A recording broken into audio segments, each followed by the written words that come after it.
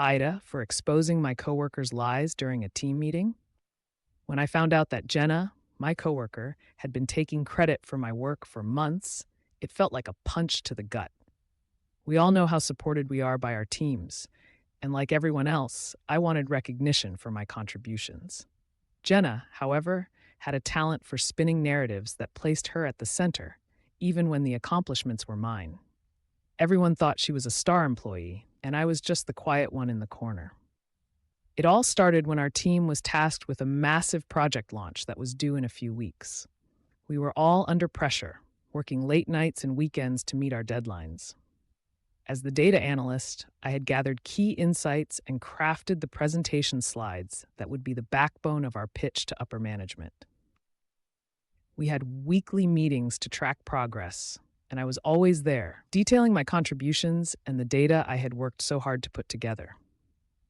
One afternoon, as we were prepping for a crucial meeting, Jenna casually mentioned she had worked on the analysis, which caused my heart to drop. I tried to process my shock as she detailed the contributions she'd made. It felt like an avalanche of frustration building inside me. When our project manager, Alex, complimented Jenna for her work, I felt compelled to speak up. I could hear my heartbeat in my ears as I raised my hand. Actually, Jenna didn't handle the analysis. That was all me, I said, clenching my fists under the table. The room fell deathly silent. Jenna's jaw dropped slightly, and I could see panic flash across her face. After a moment, she regained her composure. "What are you talking about? I helped you with the presentation," she retorted. "Sure, after I had laid out the majority of the work. I submitted the analysis, and you made a few edits," I replied, my voice shaking with more than just anxiety. "Everyone knows I've been providing the data for our meetings." I looked around the room. Some of my coworkers shifted uncomfortably, not wanting to take sides, while Alex's expression morphed from confusion to understanding. "Jenna, can we focus on who contributed what? It's essential for the team's acknowledgement," Alex said, pulling out a folder filled with notes. The tension in the room was palpable as the discussion continued. I was on edge, both terrified of being judged and relieved to finally stand my ground. It felt empowering in a way. I was tired of living in the shadows of someone else's glory.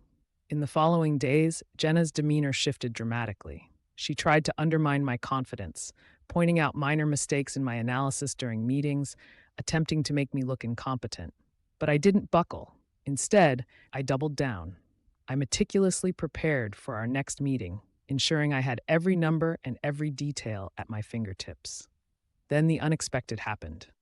During our next team huddle, before we could even begin, one of our senior managers entered the room, holding a printout of my project analysis. I wanted to commend the person who put this together. Excellent work on data insights, my name. The shame radiating off Jenna was palpable. She tried to salvage her position with a forced smile, but it didn't fool anyone. The truth was out. The lies had caught up with her. In the following weeks, Jenna's grip on her perceived authority withered.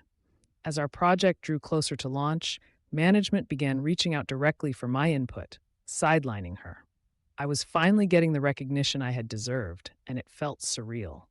One morning, Jenna approached me in the break room, her tone surprisingly subdued. "Look, I messed up. I underestimated you. I just thought I could play the game better."